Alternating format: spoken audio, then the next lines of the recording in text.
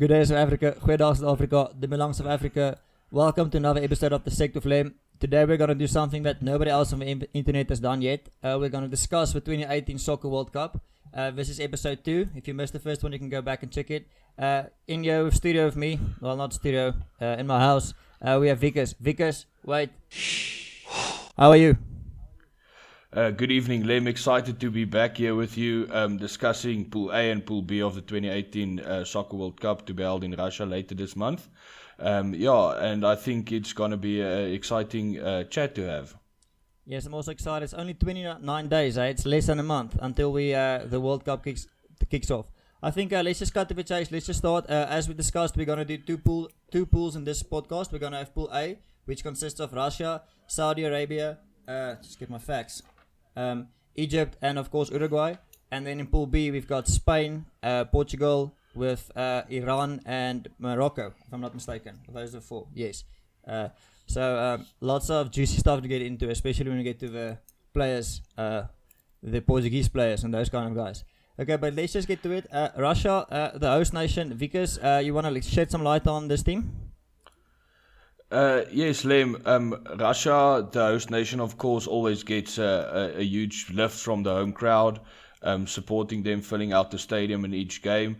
I mean, nobody expected South Africa to get through the group stages in 2010, but yeah, we did.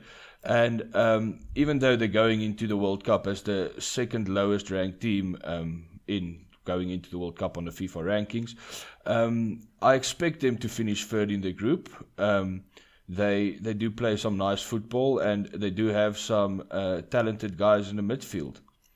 Yes, and also I want to speak about Igor Akinkiv, their captain. The guy's 32 years old. You know, a lot of Russia has received some criticism about their defensive style, but they also have a pair of twins playing, Anton and Alexei Maranchuk, playing in the midfield. I mean, that's quite cool if you think most brothers, you know, they play rugby together at school, or you know, they go to bars together, chat up girls. These guys say, you know what? No, we're gonna play in a World Cup game together. So you have him as ranking as going to finish third. I believe they will finish second. We can see how it plays out.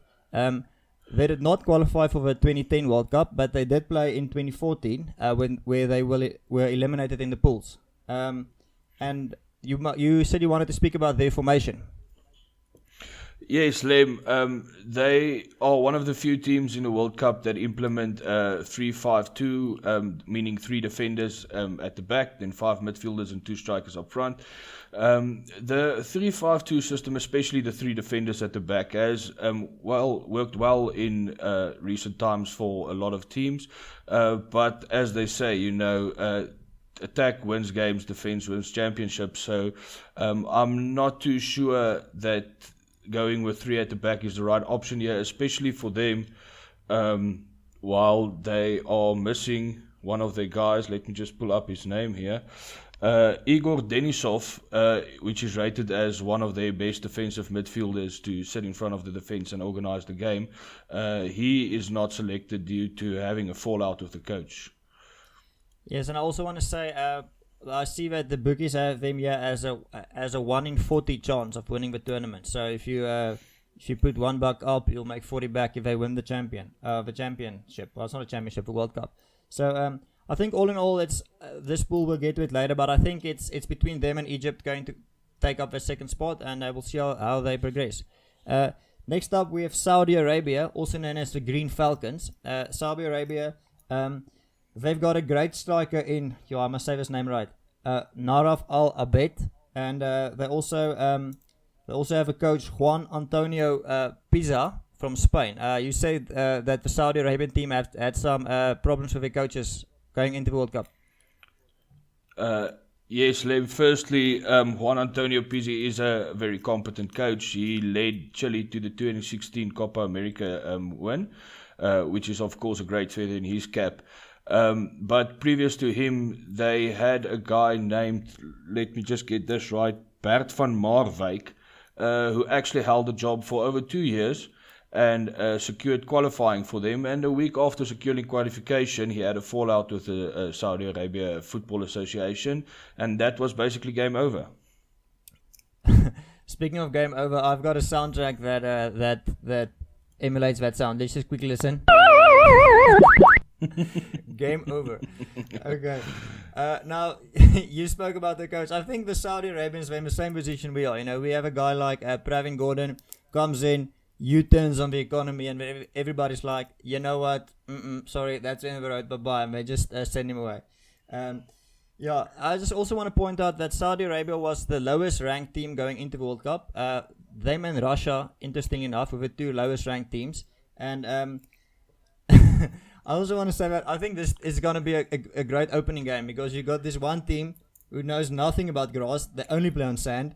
You got the second team, you know, they know nothing about grass, so they only play on ice. And then the opening game, they're like shell shock, and everybody's going to say it's the hype, it's the crowd. And I'm telling you now, it's not the hype of a crowd. It's actually them being shell shocked and playing on grass for the first time. So definitely a great show off between these two teams. I think it's going to be exciting. I also want to point out that Saudi Arabia last played in the World Cup in 2006, so it's quite an improvement for them to be back on the international stage. Yes, Lem, and that makes it all the more outraging that they fired Bert van Marwijk the week after securing that qualification for them to go back to the World Cup. Or maybe he was just a bit tired of the desert, we don't know. We don't know. And then finally, I want to say the bookies have them as a 1 in 1,000 chance of winning. So I think it's safe to say that Saudi Arabia will not make it far in the World Cup. Do you see them being knocked out in the first round or in the group stages? Yes, definitely, Lem. I do believe nothing against it, but they will be firmly rooted to the bottom of this pool. I think optimistic outlook for them would be to maybe win a game against either Egypt or Russia, surprise them, but I think that is highly unlikely. Look, they say hope for the best, but prepare for the worst. I think that's a good strategy they should entail. Now, speaking of sand, we go to another sand-covered country. We go to Egypt. Now, the Egyptians, also known as the Pharaohs, it's quite a cool name if you have him. Egypt, they've last qualified in 1990, so I think they're also glad to be back in the World Cup.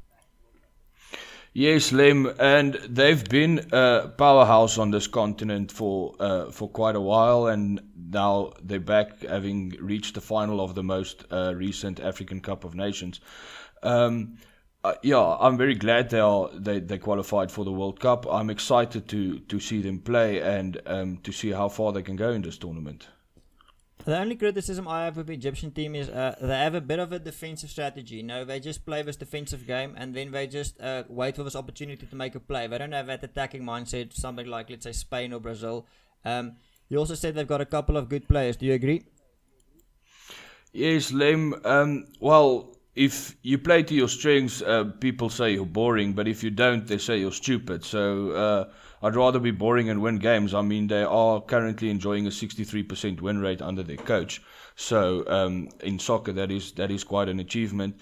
Yeah, they will look to Mohamed El Neni from Arsenal to sit in front of the defense as a defensive midfielder and organize their defense and start building from there going forward, trying to create as many opportunities for Mohamed Salah as possible. Now, everybody that follows a bit of football during the year would know that he's a very prolific striker. He just scored 32 goals for Liverpool in the Premier League season that just finished. That is also a Premier League record. So I think we can expect some big things from him in this World Cup. Yes, and I see that they have a 1 in 200 chance. The bookies have a 1 in 200 chance. Now, there's also another player I think we should single out when it comes to Egypt, and that is a 45-year-old goalie. Essam Al-Hadri. That's his name. You know, most 45-year-old men are either looking for a new car, a new house, or a new wife, depending on the severity of their midlife crisis. But I guess competing at a soccer World Cup is just as good or better. Yeah, you know, it's like when you go to a bar, everybody says, you know, you play to your strengths, but you can achieve. This guy's playing to his strength, and he's on the international stage. So, yeah, very exciting. It's a cool story. I mean, not many 45-year-olds actually progress that far. So, where do you weigh on in Egypt? Do you think they're going to finish second or third? I believe they'll finish second. I do believe they have enough to beat Russia to that third spot. Yeah, there's an argument to make that Russia has the home field advantage, but I just believe with a guy like Mohamed Salah in front of goal, you only have to create a few chances a game for him. He will use them. And then, of course, they have this great defensive structure to help try and keep clean sheets.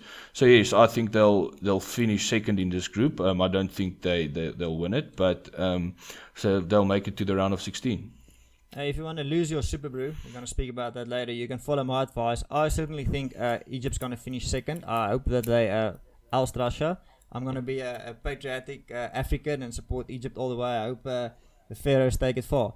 Then the last team in this pool, quite a, I want to say, controversial side, maybe it's the right word, especially in the 2010 World Cup, is Uruguay.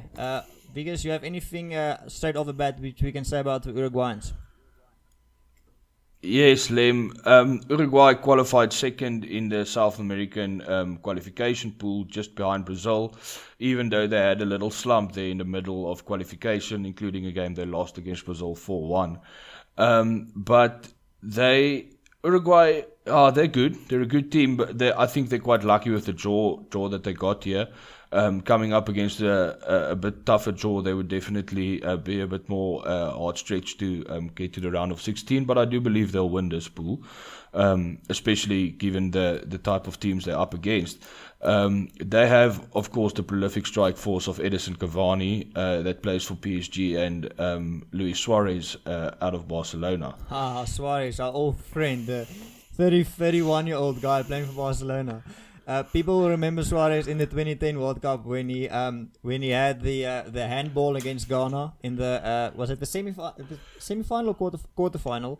Handball against Ghana, got red carded, and then that actually lost Ghana the game. You know, they went into penalty kicks. They missed a penalty kick, went into penalty kicks afterwards. Suarez is quite a controversial character. Yeah, they say you shouldn't bite the hand that feeds you. But I think somebody should just make sure they feed Suarez before the game, because he's also been involved in a biting accident. Biting accident. Is it an accident or incident? I think it's an incident. It wasn't by accident. He definitely bit the guy. Yes, that was definitely an incident during the 2014 World Cup. There's always been a lot of controversy around Luis Suarez, no matter where he plays, be it in England, refusing to shake Patrice Evra's hand, or at the World Cup, biting opponents, or as his self-proclaimed hand of God move in the 2010 World Cup against Ghana. But you can't deny that this guy is absolute world class. You would expect him to come the later stages of this World Cup to be right there in the mix for the Golden Boot. No, definitely. Most people have Uruguay as a team finishing first in Pool A. And then also, I think the bookies have him as a 1 in 29 chance of winning. So it's not that great. I think they've got an easy pool, but a difficult road if you want to use that. And then 2010, like we said, they came fourth. And in the previous World Cup, 2014, they were eliminated in the round of 16. So they finished second in their pool as well. Okay, so I think that wraps it up for... Yes. The thing about that is, while they do have an easy pool and bookies have them at 1 to 29 odds, the thing is they're not in the conversation for the favourites. I don't believe that we'll see them over the last few games in this World Cup. I think a realistic outcome for them would be to qualify maybe for the quarterfinals, if they could get through the round of 16, depending on the opponents that they draw there. Yes, I agree. Maybe have like some upset in another pool and they get an easy opponent, and then. But I think after that, when you what do they call scary, funny scenes, then you really get there. And I think so. That wraps it up for Pool A. I think so. We've got Uruguay as the number 1 team, and then 2 and 3. It's a bit of a dice roll between Russia and Egypt, and then Saudi Arabia in 4th place. Do you see it the same way? Yes. Like I said, I do believe Egypt will secure that second spot. But yeah, so Uruguay for the win, Egypt, Russia, and then Saudi Arabia at the bottom. Okay, that puts a bow on our Pool A. Now we're gonna go ahead and Pool B. We're gonna keep with a controversy, Pool B, first one seeded there is Portugal. Now, Portugal, as we know, they won the 2016 Euro. I don't want to say in controversial style, but not convincingly. I think that's a better word. 2010, they were out in the round of 16, and 2014 World Cup, they actually fell out in the group stages. Vickers, where do you weigh in on the Portuguese? Portugal is currently enjoying a good burst of form. They are, I think, ranked 4th in the world, if I'm not mistaken, at the moment, which is, well, pretty up there. And, of course, coming off the 2016 Euro win, that would put them on a bit of a high and give them confidence in a big tournament like the World Cup. I know a lot of guys that know a lot more about soccer than me says they are even better now than they were in 2016. I personally do feel that while they will most probably get out of this pool, I do believe they will do it in second place, seeing as Spain will most probably take the number 1 spot. Yes, I see Portugal has a 1 in 20 chance of winning the tournament. That's also relatively high. And they also have the golden boy, Cristiano Ronaldo, 33-year-old. Do you feel he's past his prime, Vickers, or do you still think he has something to offer to the Portuguese team? No, he definitely still has a lot to offer. I mean, Cristiano Ronaldo is still one of the best players in the world, if not the best. It's always between him and Lionel Messi in that conversation. And I do believe he has a lot to offer for them coming into this World Cup. He's one of those guys, and that I must give to him, give credit where it's due. He always performs on the big in the big game, on the big moment. He's the guy you look to in the 89th minute if you need an equalizer, and most of the time he comes up with the goods. I don't want to say I disagree with you, but in the 2016 Euro Cup, this is what I want to say. I felt a bit of a slip in Ronaldo. So he was injured, right? Before the final, he was injured, he shouldn't have played. People said, just sideline him. He said no, he wants to play. Then they take him off, they put him back on, take him off, and then in the 25th minute they finally say, you know what, you can't play, you're the captain, but they sideline him. Then Edo comes, score the game-winning goal, and then everybody picks up Ronaldo and carries him off the field. I would just say, guys, put me down. I did not do anything. I don't deserve this. I'm not the guy who won the game. That's actually my teammate over there. Nobody remembers his name. Everybody's talking about me. So a bit of a character, but definitely a good player. But I think maybe he's a bit over the edge. But we'll see how it turns out. That brings us to La Roja, the Spanish team. Now, as you know, Spain in 2010, they actually won the World Cup here in South Africa. Everybody remembers that goal from Iniesta when he got that pass, got the side shot into the goal. Spain actually have a 1 in 6 chance of winning the World Cup. That's quite high. People very high on the Spanish team. Vickers, do you agree with this? Yes, Lem, they're definitely right up there in the conversation for pre-tournament favourites, looking very good before the World Cup starts. And I mean, with a squad like theirs, just absolutely loaded with talent, you would expect them to go quite far in this tournament. Yes, I mean they've got David Silva there, the 32-year-old who's bringing some experience. They have Iniesta again. I think he's 3rd or 4th World Cup, I'm not sure. Also the captain, and then they've got a lot of young 21-year-olds into the team. So they've got the score that actually kept the team together, and then they just augmented it with all these great players who actually bring that attacking flair that we know and love of watching the Spanish teams.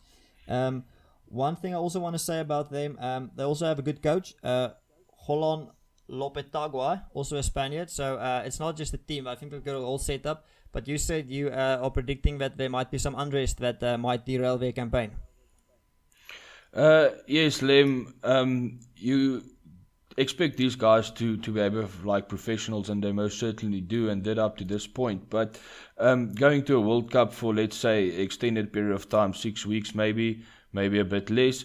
But these guys' personal opinions will come to the fore, and especially guys like Gerard Piqué, Sergio Ramos. You have Real Madrid players, you have Barcelona players, and it's not only the rivalry in the La Liga, it's also the political thing regarding Catalonia and bid for independence. So if they can keep all of that aside, I do believe they will go very far in this tournament.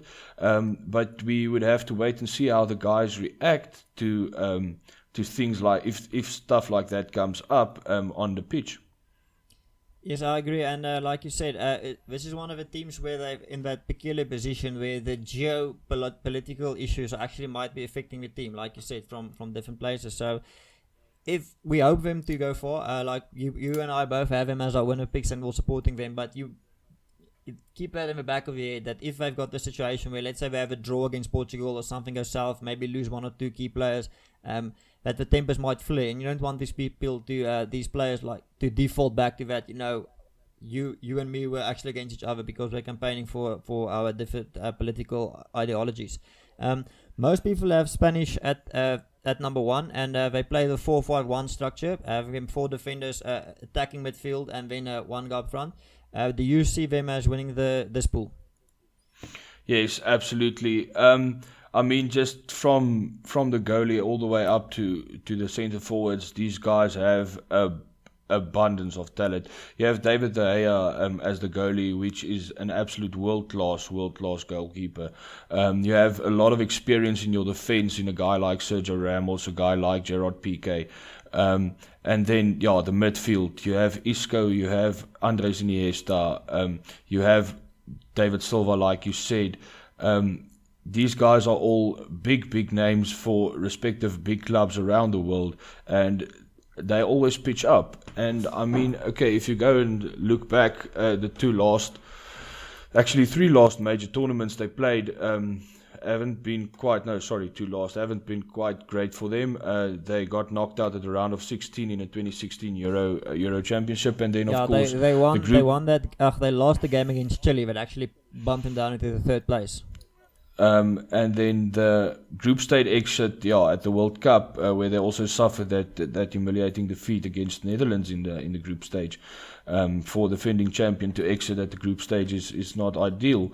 But I do believe they've sorted out some issues, and they'll come back very strong in this World Cup, and I do believe we'll see them at the business end.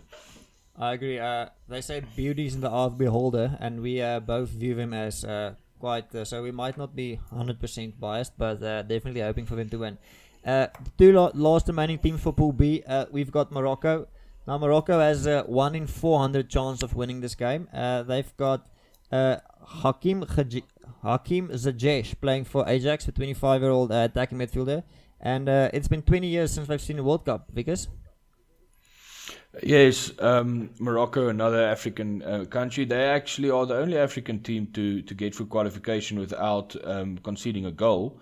So that speaks a lot to their solid defensive structure that they do enjoy, with a guy like Mehdi Benatia from Juventus playing at centre back for them.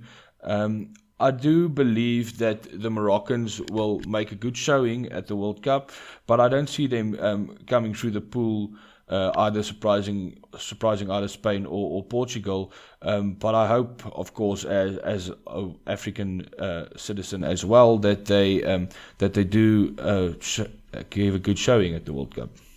I agree. Moroccans, also known as the Atlas Lions, quite a cool name. I think one of the, if you want to call it, flaws in the game is, like you say, they've got this attacking mindset. Haven't conceded the goal. Look, we've tried it a couple of times with rugby. Doesn't always work. I'm just skeptical if I can pull it off. If you go up against a team like Germany or the Belgians, those guys, they can just grind you down. If you just play defensive game, they say, well, we're in your faces, but we're just gonna keep playing until they make a mistake. So whether that's the right strategy or not, they say don't change something that ain't broken. But I'm skeptical about their strategy. I don't think we have a lot to talk about them. Are we comfortable with them coming in 3rd place in this pool? Yes. That's maybe once again the African in me saying that they'll get in 3rd place. I think it's very close between them and Iran. I do actually believe that Iran is ranked higher in the world as them at the moment. But I do believe Morocco will get that 3rd place. And Morocco has a 1 in 400 chance, where Iran has a 1 in 500 chance of winning the World Cup. Now Iran, known as Team Meli, Meli being the Arabian word for national, so it just means, not the Iranian word, the Persian word, so it just means national team, but it's also cool that they've got like a Bafana, or like a La Roja, cool name to their team. Iran, once again, this is the second World Cup in a row, so they've got quite some momentum, and people are saying, even though they're not like highly ranked, you should not underestimate them.